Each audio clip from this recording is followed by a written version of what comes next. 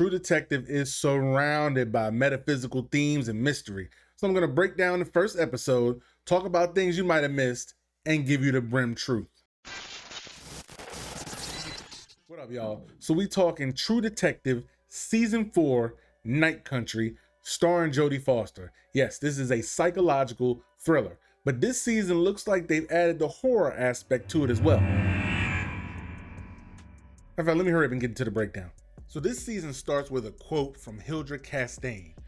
"For we do not know what beast the night dreams when its hours grow too long for even God to be awake." Hildred is the narrator of the story, The Repairer of Reparations, who is a reference to the King in Yellow or the Yellow King. The quote isn't real though, but it fits the theme of the series and sets us up for where the season is headed. The Carcosa cult believe that time is a flat circle, and this season is circling back to season 1 and lets us know right out the gate this is going to be based off that connection heavily. Now it starts off December 17th. Here we see the researchers doing regular activities, looks like during their downtime, and we get a quick snapshot of who they are. There's some significance to their activity, and I'm gonna explain when we get to the name. Fast forward, we get to the intro, which is Billie Eilish, "Bury Your Friend." The lyrics talk about where do we go when we fall asleep, talking about the tongue. The producer Lopez said this song fit the personality of the show. Now the intro is used driving down the road with a bunch of references and Easter eggs to things we saw along the way. We're gonna see how these references affect the story. We got a tub, rocking chair, orange peel, bear, different files, graveyards with names and dates. These dates all look recent. The protect our water sign, lab, the truck, the other truck blocking the barn, and a jacket. Here's where we meet Eva Navaro. She gets called into a seafood plant called the Blue King because of an assault. The Blue King is a book by Arthur Hoffman in which the Blue Kingdom is a mystical place located at the South Pole. Just another reference to places in the cold just like Alaska. Eva arrests the guy that hit the woman. Later on in the episode, she pours Bailey's in his gas tank. Love it. Now the color yellow was a huge theme in season 1. It looks like blue is gonna be the big theme this season, and I'm gonna get into that in a little bit as well. Here we meet Danvers and get a bunch more information as she checks out the research station, the Tsalal Arctic Research Station. Tsalal is a Hebrew word used in the Old Testament that means to be or growing to be dark, which night and darkness is the overarching theme in this series. The Tsalal reference also seems like it's connected to a novel by Jules Verne, An Antarctic Mystery, which is a continuation of a Poe novel, the narrative of Arthur Gordon Pym of Nantucket, also referenced later by Thomas Ligotti in his short horror story, The Tsalal. They are taking a bunch of deep dive references in this series, and I love that. That way we could be the detectives too. Also, the research symbol looks just like a snowflake, but also with people with their hands waving up like they're either frozen or stuck there. Now, as Danvers is standing there, you can see some board games behind her, Pandemic,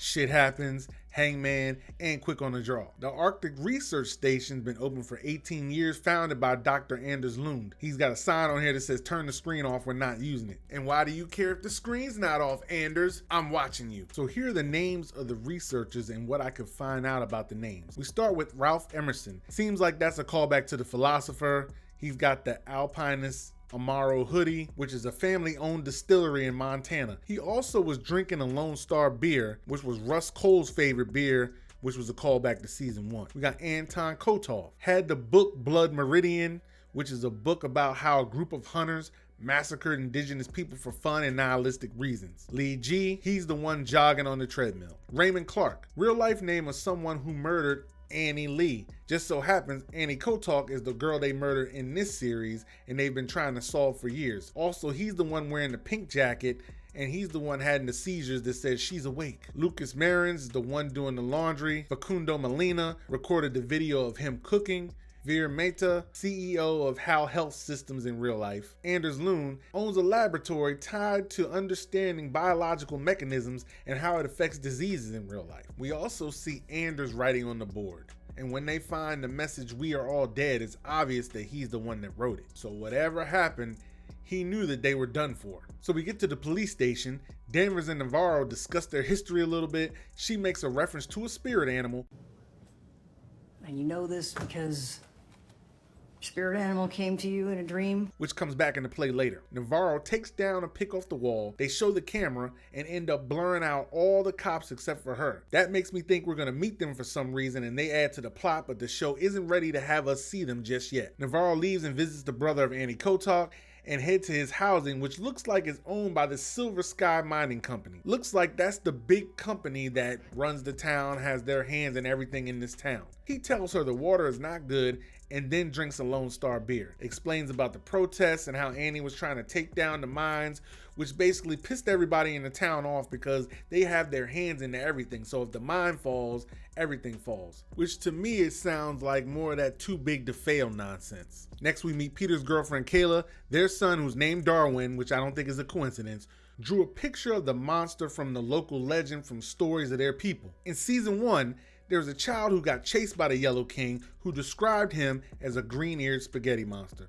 Rustin Cole found that sketch of him. This blue monster might be the Blue King or whoever the new antagonist is for this season.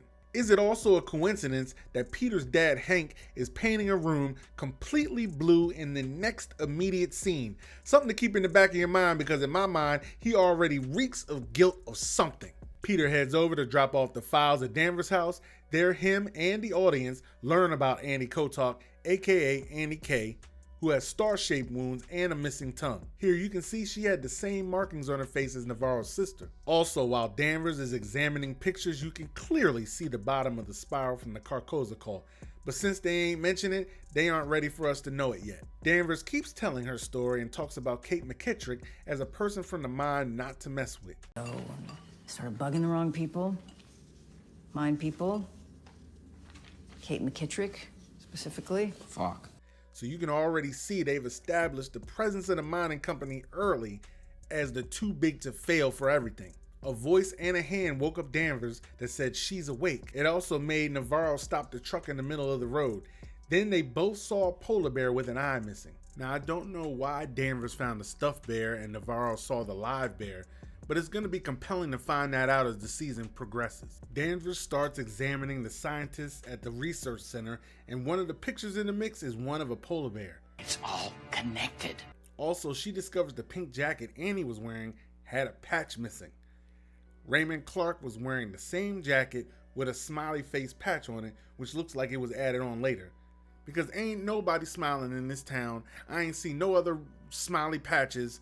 Something's going on with that. He's also seen wearing the same jacket when he says, "She's alive." Then they switch to an overhead view and you see the pictures that Danvers was investigating in the shape of a spiral. As you can see, this show is full of spirals intentionally. The ghost figure appears again, does almost a spiritual-like dance, then shows the woman, whose name is Rose, where the scientists are. Navaro and Danvers run into each other at the research station, where Danvers tells Navaro about the coat on Clark. They search his room and you see 2 books stand out of Clark's. Crashing Heaven, which is a sci-fi thriller about humanity being ran by a corporation and conspiracy, and The Earth of a New Sun, which is a sci-fi novel about someone trying to save a dying Earth. They get the call and head over to where Rose found the scientists' bodies frozen. But there is fear all on their faces, and that really says that something horrible took them out.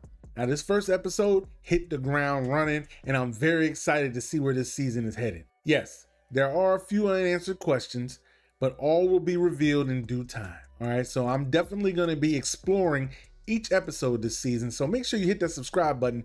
You don't want to miss it, all right? So look, I appreciate you stopping by.